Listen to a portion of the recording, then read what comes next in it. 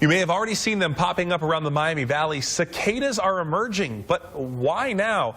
Dr. Don Cipollini, a professor of biology at Wright State University. He's here with me. Good morning, Don. And last Friday, I saw one of the cicadas hanging out on our patio here at the station. And then when I walked out to my car, they were flying around.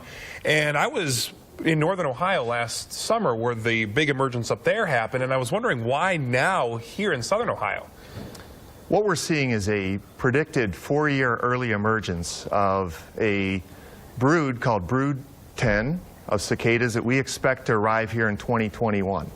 So what we're seeing is a taste of what we'll see in 4 years in a minor way that might have been accelerated a little bit by weather conditions in the past decade or so. Right, exactly. The last 2 spring seasons have been a little bit warmer than average. Do you think that had something to do with it, at least with maybe the soil temperatures, maybe confusing the bugs?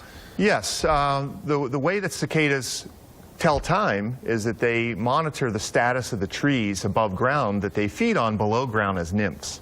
They attach to roots, feed on the sap flowing through roots that has nutrients, amino acids, and so forth. And they use that pulses in growth of the trees to tell when a year has passed. So a warm year that might have an extended growing season or have an early warm season followed by a cold season followed by another warm season, the cicadas may count that as 2 years instead of 1. So that may accelerate the emergence of some of them. Very interesting. Now, with 2021 coming up in about 4 years, will this emergence affect those numbers? Well, this little bump is typically seen. Now, we're seeing less than probably 5% of what we'll see in 2021. So it might take a small percentage out of the numbers we'll see in 2021. But that's, we'll measure that emergence in the order of billions of cicadas.